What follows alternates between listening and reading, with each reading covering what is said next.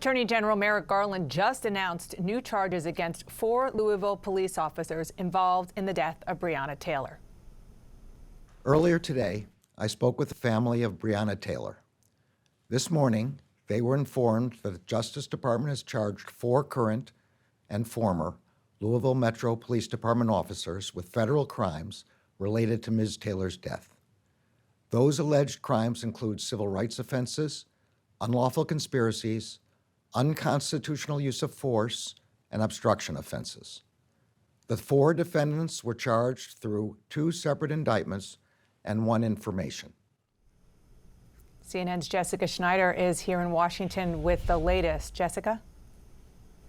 This investigation into Breonna Taylor's death, in terms of the federal civil rights component, this has been ongoing for a very long time here. There's a large team of investigators. And in fact, Breonna Taylor's mother met with the Justice Department just a few months ago in March, pressing them to file charges against these officers. And in fact, as you heard from the Attorney General today, 4 officers from the Louisville Police Department have in fact been charged. What's interesting is that these are different officers who then those who were on the scene that night of that fatal shooting. There's 1 officer who was on the scene that night. He has been charged for unconstitutional excessive force for firing 10 shots into the side of the building, into the side window that went into Breonna Taylor's apartment and other neighbors. But in addition to that 1 officer, 3 officers who were involved in crafting the search warrant for Breonna Taylor's home have been charged in this. They've been charged with conspiracy, knowingly falsifying a warrant here. And the premise is that they relied on false information that they knew was false to get a search warrant for Breonna Taylor's home. This was an ongoing investigation into narcotics trafficking. And the Attorney General here says that these officers knew that some of the information they put into the search warrant for Breonna Taylor's home was false. Notably, that her house had received packages for the target in this investigation, and that information was actually false. So the basis of this search warrant for Breonna Taylor's home was false here, and that's why 3 of the officers involved in that warrant are now being charged. So really, Dana, this has been a months-long investigation, now resulting in 4 federal charges, 4 officers being charged federally with various constitutional violations. This is something that Breonna Taylor's family has been pressing for here. Mm-hmm. You know, this is really the first big set of charges for these officers. 1 officer was charged with state charges. He was ultimately acquitted, but this is something that the family has been pressing for, and now charges on the federal level will move forward against these 4 officers in the death of Breonna Taylor. Dana? Jessica, thank you so much for breaking that down. I want to bring in former U.S. Attorney Michael Moore. And as somebody who has been working with the feds, you've been on the federal level pressing charges, obviously, on various cases. That was your job as U.S. Attorney. Put this in perspective. Well, I'm glad to be with you this morning, and it's obviously good news, I think, for the Taylor family, and a long time coming. It reminds me of sort of the ineptness of what went on with the state investigation.